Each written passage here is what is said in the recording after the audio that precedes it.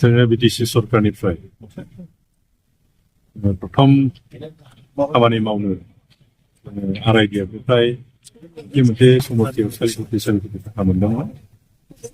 बिदिनो दिनै जोङो थाम खामानि जोङो खाम्फा गायसनबाय। प्रथमाव जों गायसनबाय पुब नेपालपारानिफ्राय पश्चिम नेपालपारा 1 किल'मिटारनि बारा लामा जों खाम्फा गायसनबाय। नैथियाव जोङो गान्दालङा गामि बेखौबो जों गायसनबाय आरो नैबे 3 नम्बराव जोङो साहाजुलि बे लामाखौ बिसायख'थि सिगाङाव बिथांमोना गोबां खावलायदोंमोन जेरै देरहासार जाना थाङोब्ला सारा जोंनि बे लामाखौ होनांगौ होननानै बिथांमोना आंखौ खावलायदोंमोन आरो आंबो सुबिदा मोननाय लोगो लोगोनो बे लामाखौ मावनो थाखाय दिनै खाम्फा गायसनबाय। लामानि कन्डिसना मोजां कासा लामा आरो आसा खालामगोन बे जानाय लोगो लोगो रिभार्स ब्लकनि लामा जागोन। जों थांलाय फैलाय खालामनो थाखाय गोबां सुबिदा जागोन। बेनि अनगायैबो मोननै स्कुल जों आसाम सरकारनिफ्राय समग्र शिक्षा अभियाननिफ्राय मोननै स्कुल मोनदोंमोन। मोनसे जाबाय बान्दावगुरि हाई स्कुल आरो मोनसे जाबाय सपनगाव राजीव गान्धी हाई स्कुल। 60 लाख थाखा मोनदोंमोन प्रिपेयारिं खालामनायनि थाखाय। बेखौबो जों दिनै खाम्फा गायसननाय जाबाय आरो बेबायदिनो उनाव जुदि स्किमफोर जुदि मोनबावोब्ला जोङो निस्सय रायजो राजानि गेजेराव थांनानै जों बेबायदिनो फैगोन आरो बेनि अनगायैबो जोंनि भैरबकुन्द समस्थियाव गोबां कमिउनिटि टयलेट दं। जों दाबो फैगोन मोनाखै।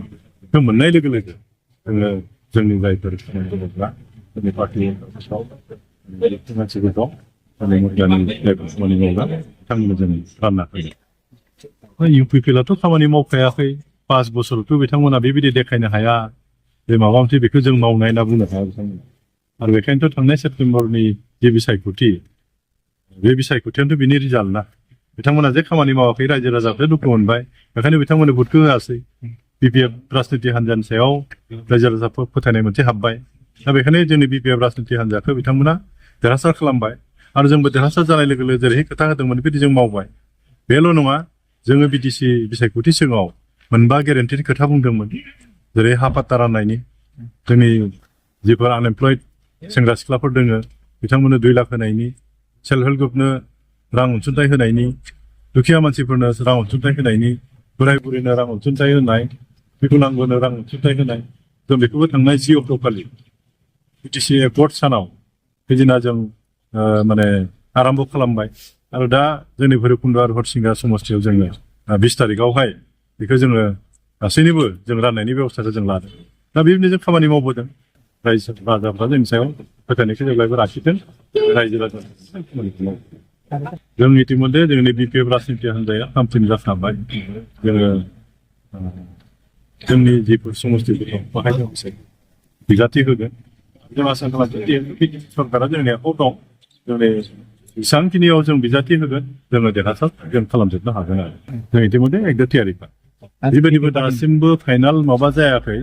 निस्सय सावरायखांनायनि उनाव माबा मोनसे सिद्धान्त'थ' जों लागोन।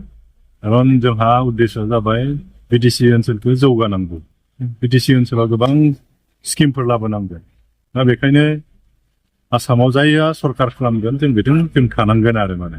दा बेखायनो दाबो बे थिग थाक जायाखै। रायलायनाय पर्यायाव दं। प्रयजन जायोबा हयथ' महाबा बेबायदिनो सिट शेयारिं हयथ' जानोबो हागौ। खिन्थु दासिमबो फाइनाल जायाखै।